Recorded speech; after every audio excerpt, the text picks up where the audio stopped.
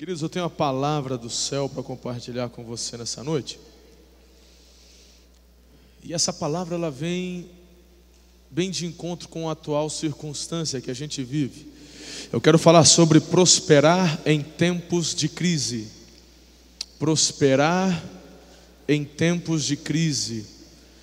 Então, na verdade, vamos colocar no gerúndio, né? Prosperando em tempos de crise. Estamos passando momentos difíceis no nosso governo, nosso país, o dólar voltando a bater recordes. Mas sabe o que eu tenho entendido? Eu tenho entendido que muitas vezes todos estes barulhos e essas vozes que vão surgindo, muitas vezes são colocadas pelo inferno para poder fazer com que você não cresça, com que você não prospere, fazer com que você, apavorado, cheio de medo, fique estagnado e não avance.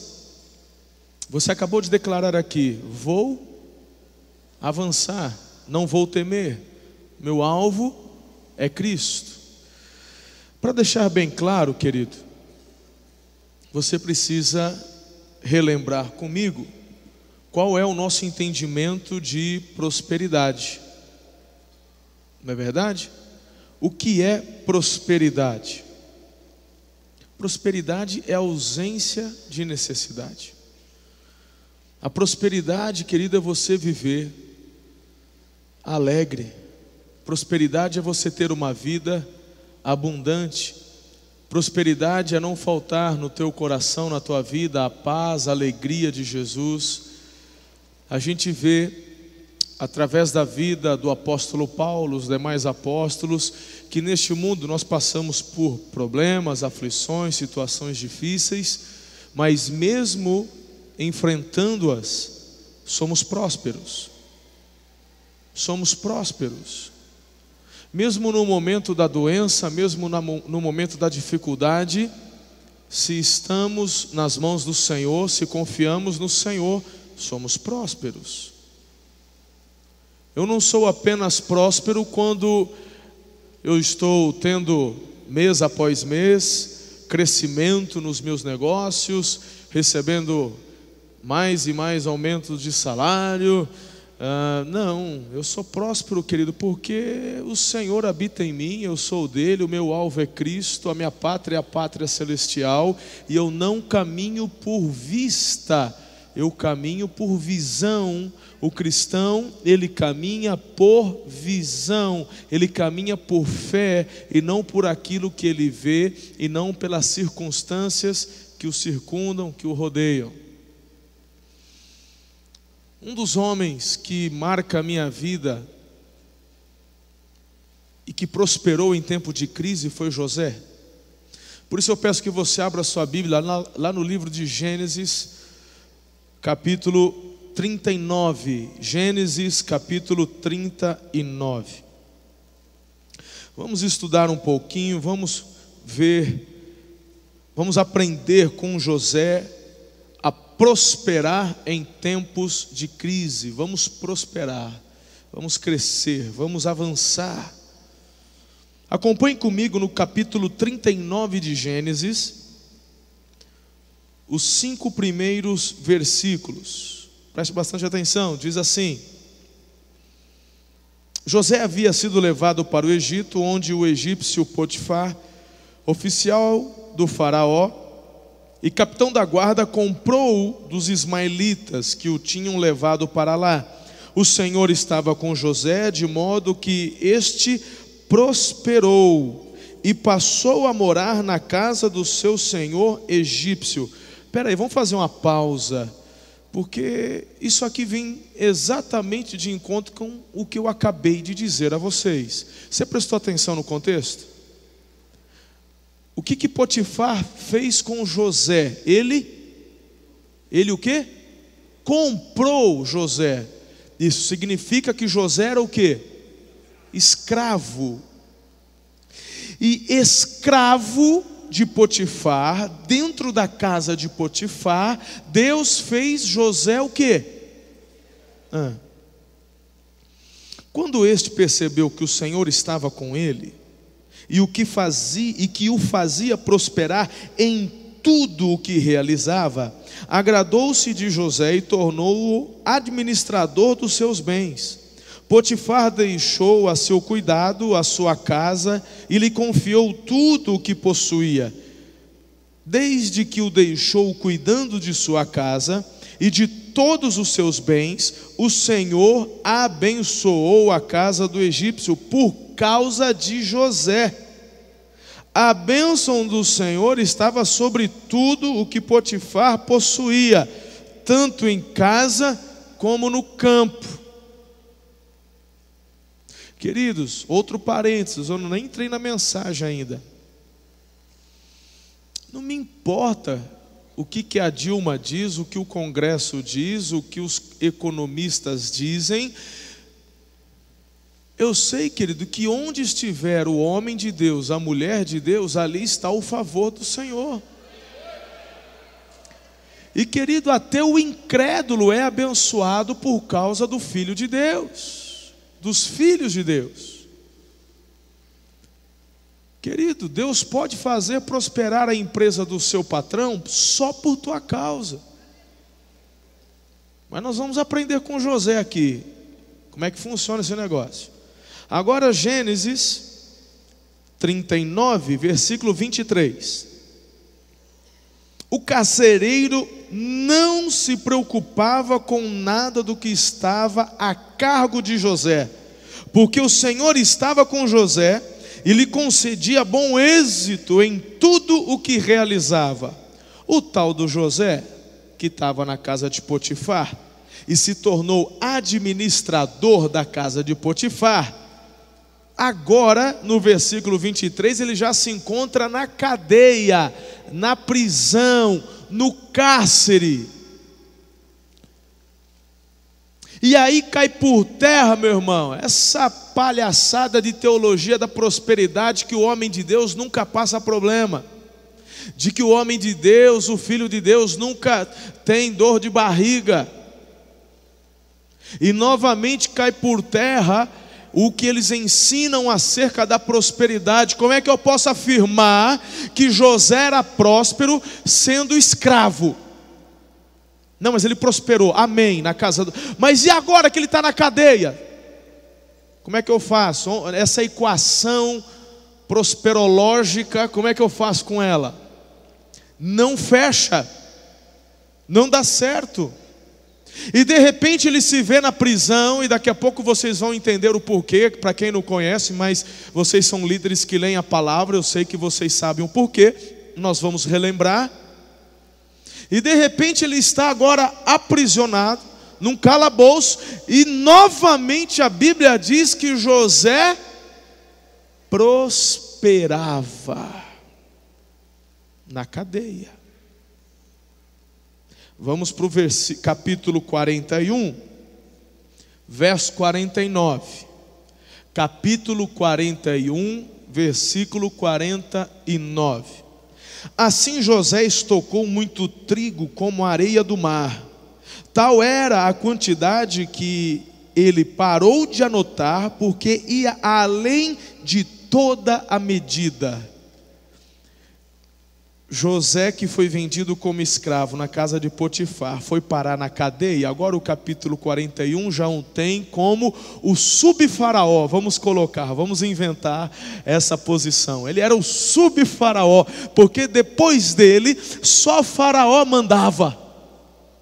E de repente, esse José, que prosperou em Potifar, no cárcere, e agora é o subfaraó, ele prosperou de tal forma, meu irmão, que a calculadora da época não podia mais ser usada, porque não cabia os números.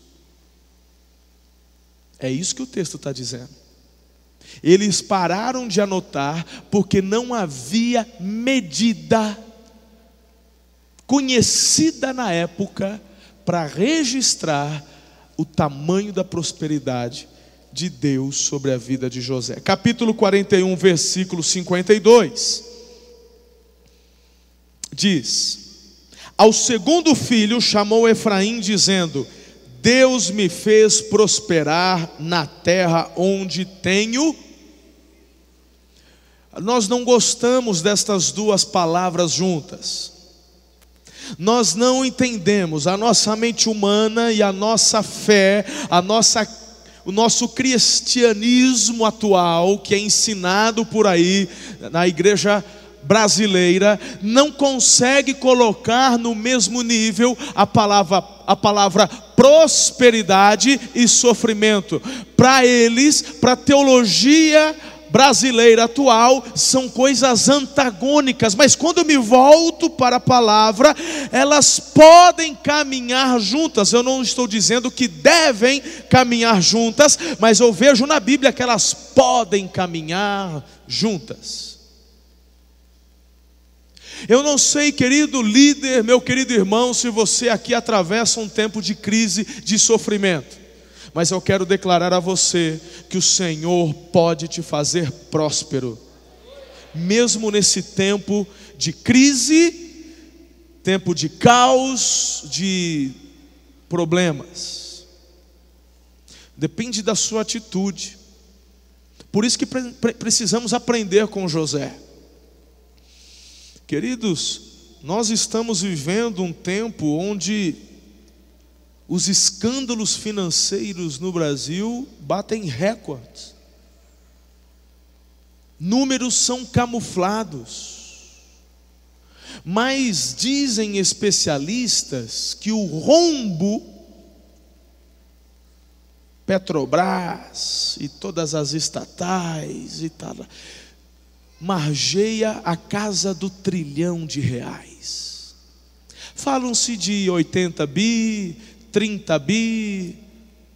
É interessante que quando olhamos para as crises de corrupção na Europa, no Japão, se falam de 80 mil dólares, 40 milhões. Quando falam em 40 milhões, tem japonês se suicidando de vergonha. E a corrupção no Brasil, segundo especialistas, é claro que o governo jamais vai assumir, mas falam-se da casa do R$ 1 trilhão. É desanimador. Estamos às vésperas de uma manifestação. Estamos vivendo tempos onde nossa autoridade se pronuncia e o panelaço é instaurado. Isso é ridículo, é vergonhoso para um país. Mesmo que seja democrático você se manifestar, bonito seria quando um presidente, quando uma autoridade se dirige à população, que sentássemos, ouvíssemos. Mas não dá. Nosso estômago, nosso ventre retorce, porque são mentiras em cima de mentiras. Vivemos tempos de crise.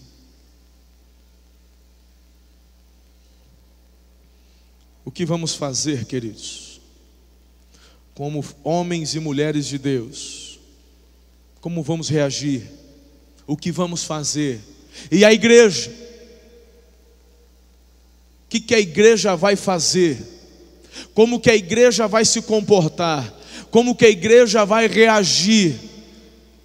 Fazer como os exilados na Babilônia, sentar à margem do rio, lembrar-se dos bons tempos e chorar? Ou vamos fazer o que acabamos de cantar? Eu vou avançar, eu vou vencer, porque o meu alvo é Cristo. Em tempos de crise eu vou prosperar. Se José prosperou, eu também posso.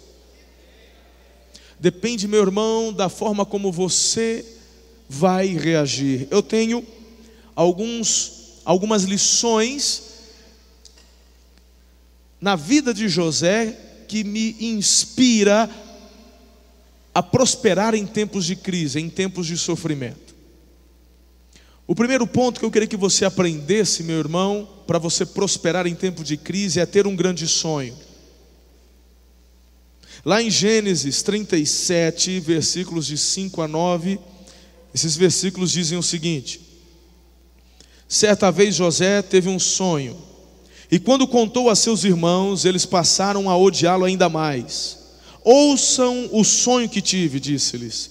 Estávamos amarrando os feixes de trigo no campo, quando o meu feixe se levantou e ficou em pé, e os seus feixes se ajuntaram ao meu redor e se curvaram diante dele.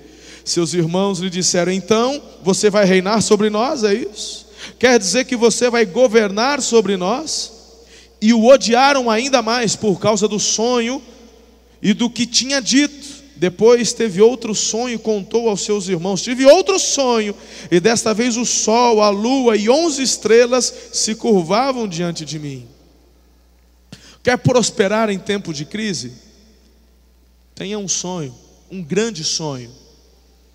Tenha um grande alvo, tenha um grande projeto dado por Deus para a tua vida.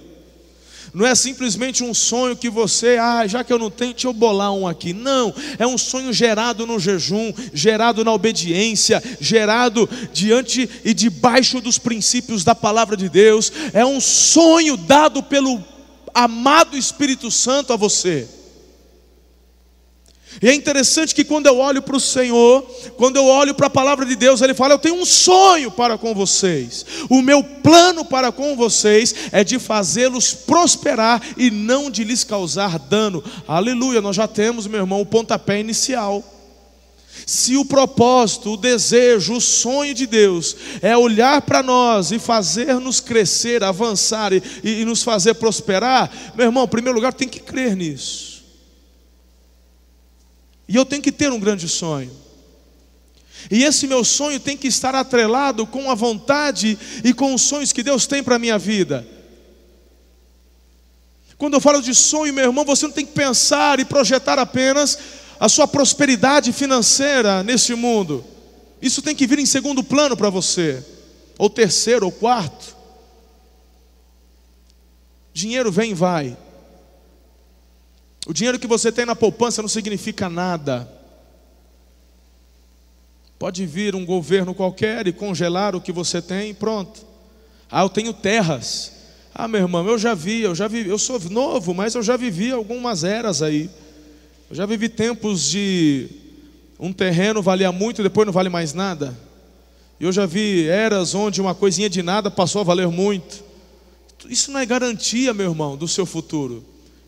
A garantia do seu e do meu futuro chama-se o Senhor Deus, Criador dos céus e da terra. Ele é o nosso fortalecedor, sustentador, é Ele quem nos resguarda. Sabe, eu tenho orado. Um dos motivos que me levou a jejuar é pela igreja. Estou em jejum pela igreja. Estou em jejum pelo direcionamento de Deus pela vida da igreja, pelo tempo que estamos passando,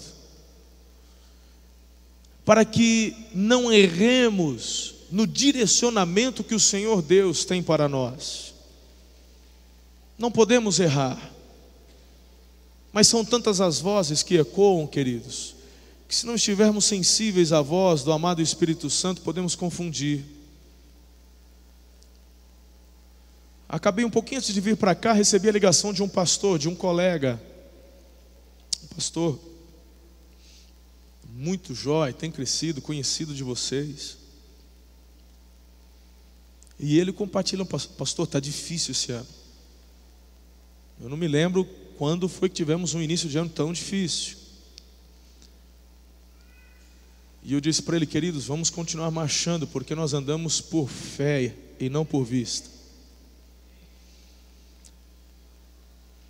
A igreja de Jesus já passou por muitas coisas. A igreja de Jesus atravessou muitas crises. E tem uma coisa que fez a igreja prevalecer. Uma delas é a igreja ter um grande sonho. E esse grande sonho é dado pelo próprio Senhor Jesus. E esse grande sonho é ganhar o mundo todo, conquistar o mundo inteiro com o evangelho da paz, com o evangelho da salvação. A igreja não para. Isso se aplica na sua vida pessoal, meu irmão. Eu estou falando da igreja, eu estou falando da sua célula, mas isso se aplica à sua família, se aplica à sua empresa. Quais são seus sonhos? Qual é o sonho que Deus tem dado a você? Deus vai te fazer prosperar não para você ter dinheiro onde não guardar mais. Deus vai te fazer prosperar para você ser um canal de bênção. Deus vai alargar as tendas da sua empresa, do seu trabalho, vai te fazer crescer dentro do seu negócio, meu irmão, não só para você toda vez ter coisas novas, aleluia, Ele vai te permitir fazer isso também, mas é para que você cada vez mais invista em pessoas, em vidas.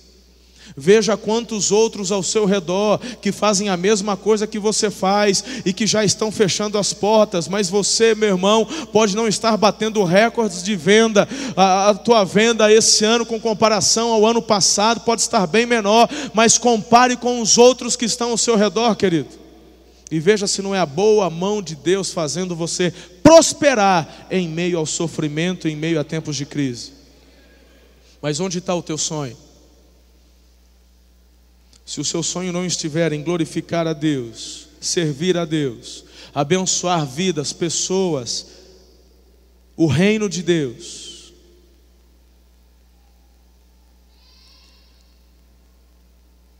nunca se afaste de Marcos 9:23. Em tempos de crise você precisa declarar isso todos os dias. Você pode ler comigo? Tudo é possível ao que crê. Tudo é possível ao que crê. Amados, o segundo princípio na vida de José, que o fez prosperar em tempos de crise, é um princípio que eu tenho ensinado, o pastor Gilberto e os demais líderes têm ensinado muito aqui na igreja. Mas Satanás ele tem uma estratégia, queridos, e nessa estratégia ele tem pego crentes maduros, irmãos maduros. Mas se você quer prosperar em tempos de crise, não morda a isca do ressentimento. Se você morder a isca do ressentimento, você não vai prosperar, você não vai crescer. Ressentimento é uma droga, ressentimento é um câncer, ressentimento, meu irmão, é algo que te faz afundar. Ressentimento, meu irmão, é uma âncora do tamanho da âncora do Titanic, amarrado no seu pé. Você não vai a lugar algum, você não vai romper a lugar algum. E quando eu olho para a vida de José, meu Deus do céu, olha só o versículo 2 do capítulo 37. Esta é a história da família de Jacó. Quando José tinha 17 anos, pastoreava os rebanhos com os seus irmãos, ajudava os filhos de Bila, os filhos de Zilpa, mulheres de seu pai, e contava ao pai a má fama deles. José era um dos caçulas. José era um filho querido, porque era o filho da mulher amada. Jacó trabalhou 14 anos pela mãe de José. Ele amava aquela mulher. Aquela mulher era estéril, e de repente essa mulher encontra favor do Senhor, e num ato milagroso de Deus nasce José. Meu irmão, vou te contar uma coisa. Eu já ouvi muita gente criticando Jacó, e eu também não estou aqui para falar bem dessa questão dele preferir tanto José em detrimento aos demais. Mas, meu irmão, eu fico imaginando a alegria de Jacó quando recebeu José como presente do Senhor. E a forma como Deus se manifestou através da vida de José, a gente vê um favor, a gente vê uma fé, a gente vê algo lindo na vida desse menino. E eu quero crer porque Jacó era um homem de Deus, ele teve o seu Peniel, ele ficou face a face com Deus, ele não tinha mais o nome agora, a fama de enganador, mas ele era agora um príncipe de Deus. E eu quero crer, meu irmão, até mesmo pela delação de José aqui, eu quero crer que esse carinho especial que Jacó tinha por José era justamente pela forma como esse menino cria e confiava no Senhor. Não é à toa que Deus o escolheu e confiou a ele visão do futuro. Mas vamos continuar. O mesmo capítulo 37, agora versículo 23. Chegando José, seus irmãos lhe arrancaram a túnica longa, agarraram-no e jogaram no poço, que estava vazio sem água. Ao se assentarem para comer, viram ao longe uma caravana de ismaelitas. Vocês já viram lá no começo da mensagem estes ismaelitas, que vinha de Gileade. Seus camelos estavam carregados de especiarias, bálsamo e mirra, que eles levavam para o Egito. Judá disse então aos seus irmãos: que ganharemos se matarmos o nosso irmão e escondermos seu sangue? Vamos vendê-lo aos ismaelitas, não tocaremos nele, afinal é nosso irmão, é nosso próprio sangue. E seus irmãos concordaram. Quando os mercadores ismaelitas de Midian se aproximaram, seus irmãos tiraram José do poço e o venderam por 20 peças de prata aos ismaelitas, que o levaram para o Egito. Estes o revenderam com lucro para Potifar. Agora veja, meu irmão, se é motivo para ficar magoado, ser vendido pelos próprios irmãos, ser tirado, porque quando há guerra, a gente tem visto, temos orado pelos nossos irmãos, lá onde o Estado Islâmico tem alastrado o seu terror, os irmãos da Síria, Iraque. É até compreensível, de certa forma, a gente entender esse ódio. Agora, o que não dá para entender são 11 irmãos, 10 irmãos, se unirem, se levantarem e pegar o próprio sangue por ciúmes, inveja. O próprio texto deixa claro que a fama deles não era uma fama boa. E eles queriam matar. Aí eu fico imaginando, imagine uma encenação desse momento, porque o plano era matar, e de repente vão matar, vão pegar, sobrou bordoada, sobrou rabo de arraia, voadora no peito. Aí a hora que a coisa começou a ficar feia, meu irmão, eu fico imaginando um irmão mais velho, né, um Efraim da vida, um Judá, pera, calma, vamos pensar melhor, vamos, põe no poço. E aí o Judá: gente, afinal de contas é nosso irmão, né? Vamos pegar leve. E o José ouvindo: vamos matar esse desgraçado, quem ele pensa que é? E resumindo a história, queridos, ele é retirado do poço, era um adolescente. José era um rapaz, sei lá, 15, 16 anos, 17 anos. Imagine a cabeça desse menino. E de repente agora ele é levado, irmão, como escravo. Qualquer um aqui poderia dizer que esses irmãos mereceriam uma sova, mereceriam um castigo de Deus.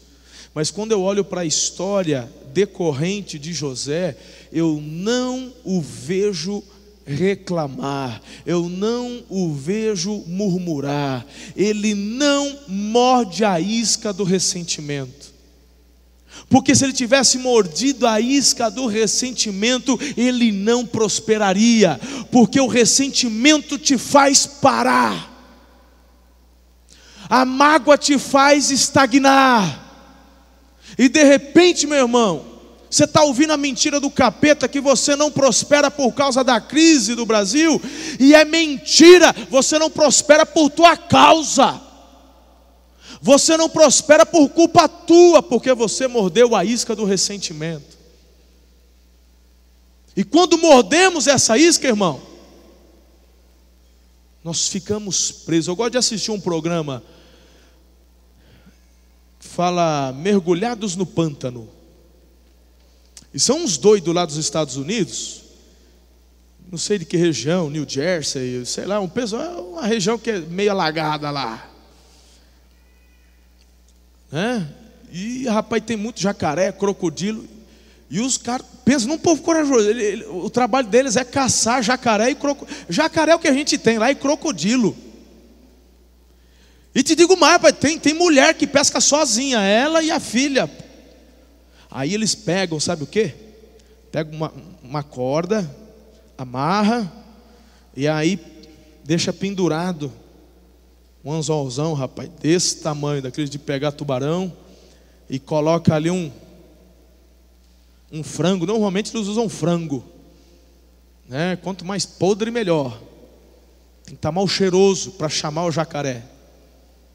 Aí fica lá. Queridos, nesse programa eu já vi eles pegarem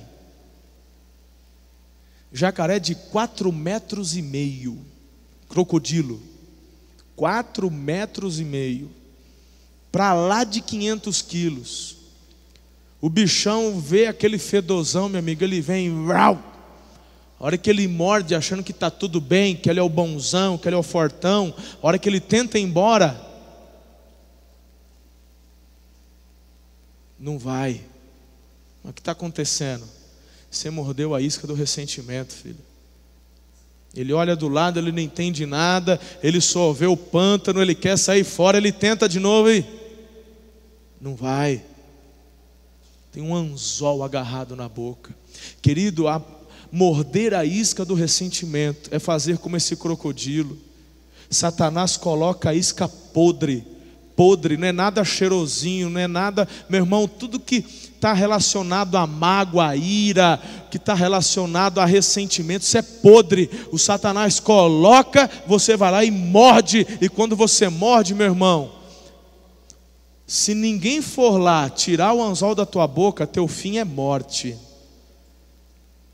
Tem gente que está morrendo por causa do ressentimento e da mágoa. Não prospera, não cresce, tua família não vai para frente, teu trabalho não vai para frente, você não tem prazer em acordar de manhã para fazer nada. Por quê? Porque você está lá com o anzolzão preso na boca, filho. Tem gente assim com Deus, tem liderado os seus, meus queridos. Eu digo coisas aqui para vocês reproduzirem nos seus MDAs. Tem pessoas que são ressentidas com o próprio Deus, culpam Deus. Isso, meu irmão, é isca podre de Satanás para te prender no ressentimento. José não mordeu essa isca. O capeta balançou ali na frente dele. Ele falou: não, isso não é para a minha vida. E quando eu olho para Jesus, lá em Lucas 23:34, eu vejo, queridos, que por isso que José também é tido como um tipo de Cristo, né? Na tipologia do Velho Testamento. Leia comigo, está aí no multimídia. Pai, perdoa-lhes, eles não sabem o que fazem. Claro, Jesus morreu sem pecado, jamais que ele morderia essa isca. Mas veja, meus irmãos, Jesus é o nosso exemplo. José e tantos outros, o próprio Estevão ecoou essas palavras de Jesus aqui, antes de morrer. Meu Deus. Terceiro, filhos, eu vou dar o terceiro ponto e vou deixar os outros 4 para terça que vem, amém? Para você ter um tempo bem abençoado com a sua supervisão. O Wagner pega no meu pé. Hoje eu vou terminar um pouquinho antes aqui, beleza? Na pegada. Terceiro lugar, terceiro princípio para você prosperar em tempos de crise: tenha um estilo de vida santo. Um estilo de vida santo. Gênesis 37, 7-9. Estávamos amarrando os feixes de trigo no campo, quando o meu feixe se levantou e ficou em pé, e os seus feixes se juntaram ao redor do meu e curvaram-se diante dele. Seus irmãos lhe disseram: então, você vai reinar sobre nós, quer dizer que você vai governar sobre nós, e o odiaram ainda mais por causa do sonho que havia tido. Queridos, na verdade eu acho que eu coloquei errado aqui. Vamos lá para a esposa de Potifar. Vamos lá, capítulo 39. Capítulo 39. Olha só.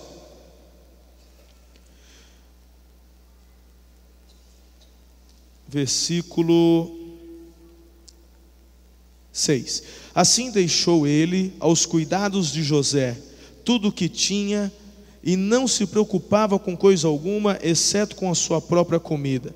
José era atraente e de boa aparência, e depois de certo tempo, a mulher do seu senhor começou a cobiçá-lo, e o convidou: venha deitar-se comigo.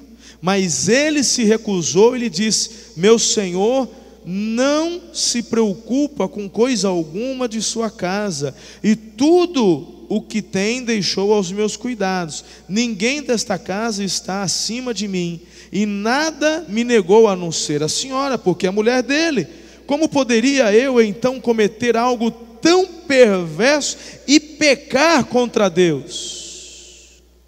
Se você olhar para o versículo 10, você vai ver que essa mulher continuou insistindo com José. Insistia, vem, deita comigo. Pensa num cabra bonito, era o tal do José. E além de bonito, era atraente. E essa mulher ficou doidinha. Pedaço de pão. Se eu te pego. Literalmente, meu irmão, essa era a vida da mulher de Potifar. Você achou que nasceu agora essa música? Nada, nasceu lá no Egito. Ai, se eu te pego. Ai, se eu te pego. Está no texto, irmão. Vai lá o versículo 10. Todos os dias essa mulher ficava tentando pegar o José. Agora, meu irmão, quando eu olho para a nossa juventude de hoje, para os tempos de hoje, eu entendo porque as pessoas não prosperam, eu entendo porque as pessoas não crescem, eu entendo porque as pessoas estagnaram, porque elas não estão vivendo a vida de santidade. Eu olhando daqui, eu vejo muita gente bonita. Tem gente que é linda, tem gente que é bonita, tem gente que passa na média, e tem gente que é legal. Irmão, se como eu, você não é muito bem afeiçoado, seja legal. Ame as pessoas. O amor supera tudo. Não é? É um ensinamento para você. É um parênteses que cabe muito bem. Tem gente, meu irmão, você olha, você tem que ter alto, né? Você tem que saber, meu irmão, você tem que se olhar no espelho e falar: o Senhor me deu tantas coisas boas, né? A beleza sim não foi o que Ele mais derramou, mas em Jesus eu sou belo, eu sou formoso, eu sou amado. Mas, queridos, tudo que o Senhor nos confia é para um propósito. Não é à toa que José era bonito e atraente. O faraó não ia se alegrar de um cara mal acabado, desdentado, feio, com cara esquisita. Era da cultura egípcia, meu irmão. Essa questão da beleza, esse negócio de maquiagem, muito provavelmente começou nessa época. Então, se Deus te fez bonito, meu irmão, usa isso para a glória de Deus. Agora você só vai conseguir usar para a glória de Deus a tua beleza se você tem um grande sonho, se você não morder a isca do ressentimento.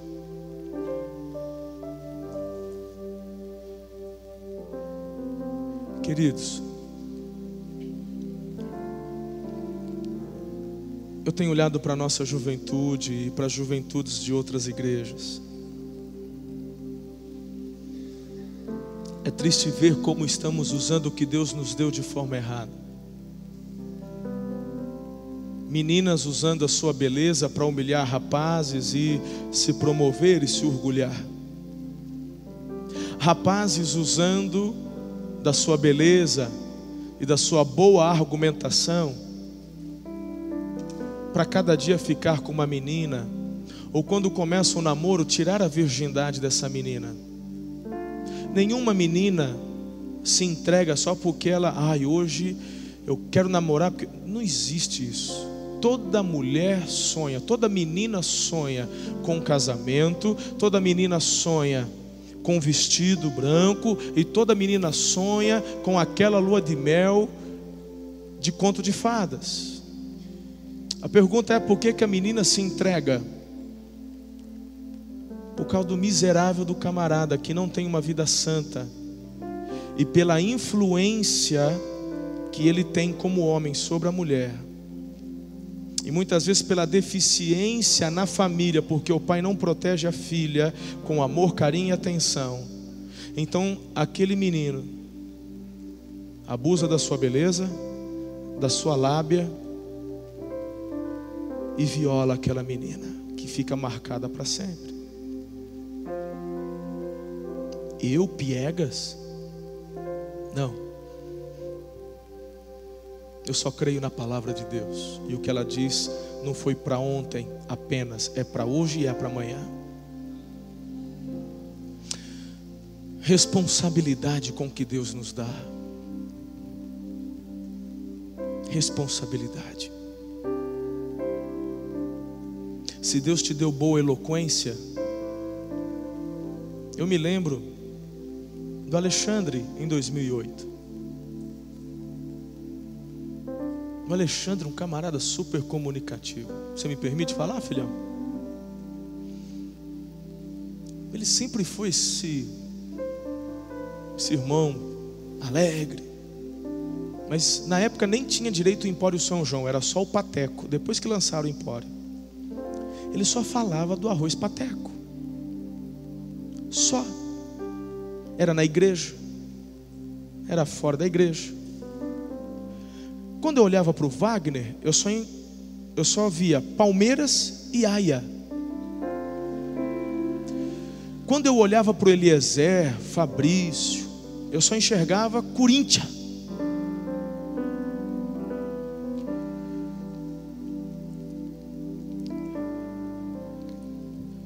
Todos esses irmãos que eu citei são irmãos eloquentes. Um dia eu cheguei para o Alexandre e falei assim para ele: um dia você vai falar de Jesus igual ou mais do que você fala do arroz Pateco. E aquela palavra foi uma palavra profética na vida dele. Vocês que chegaram e conhecem o Alexandre de agora, ele mudou da água para o vinho. Hoje, queridos, para onde ele vai, ele fala de Jesus. Ele continua falando do Empório São João e do arroz Pateco. É a venda dele, ele precisa disso. Só que ele entendeu que essa capacidade de comunicação, de argumentação, Deus havia dado para um propósito maior, e não apenas para o sustento da sua família. Ele entendeu isso. Ele falou para mim: pastor, há mensagens que eu compro e vou distribuindo nos supermercados onde eu vendo para as pessoas. Wagner, queridos, como Wagner mudou. Esse mesmo Wagner, que só falava de Parmeira, hoje é raro quando fala, às vezes só até eu que provoco. Isso aí não vale mais nada para ele. Eu soube que teve jogos do Aia que só estava ele e mais um na arquibancada debaixo de chuva. Estou mentindo não, isso é verdade.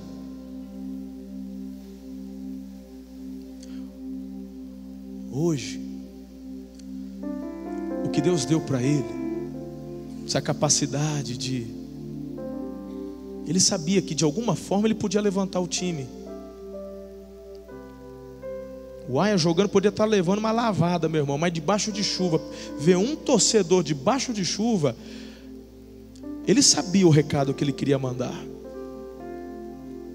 Deus deu isso para ele. Hoje ele converge tudo isso para o reino. Ele coordena, queridos, o João Arlindo, ele é o presidente.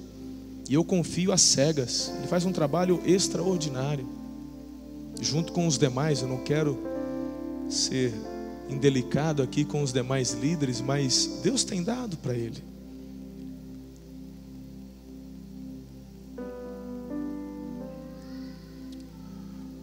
Quando eu fui almoçar pela primeira vez na casa do Eliezer,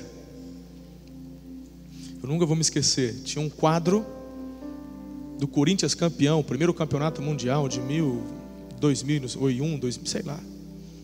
Tinha um quadro, tinha uns negócios do Corinthians ali, né? A sala dele era preto e branco, gente. Não a TV, mas o sofá tinha ali, não tinha? Uma só preto e branco. E pensa num camarada veemente. Pensa num cara ponta firme. Eliezer, argumentador e formador de opinião. A última vez que eu fui na casa dele, aquele altarzinho já não estava mais lá. Ele arrancou fora. Porque homens e mulheres desta igreja têm entendido que o que eles têm recebido do Senhor é para a conquista do sonho maior. A gente só chega lá através de um viver santo. José tinha um viver santo. A esposa de Potifar não deveria ser qualquer uma. A Bíblia não fala, mas eu imagino que deveria ser um filé. Ele disse: ai de mim, pecar contra o Senhor. Eu tenho um compromisso com teu marido Potifar, mas o meu primeiro compromisso é com o Senhor. E sabe por quê? Porque foi esse Deus que me deu um sonho, e eu estou correndo atrás do sonho que Ele me deu. Não importa a crise que se levanta, eu vou conquistar o sonho que Deus me deu. E eu pergunto, meu líder, é essa crise que vai te fazer parar? É essa crise que vai te fazer retroceder? Não. Você vai avançar. Você vai prosperar em tempos de crise, amém? Tenha um grande sonho. Não morra da isca do ressentimento. Tenha um estilo de vida santo. Tenha um viver santo.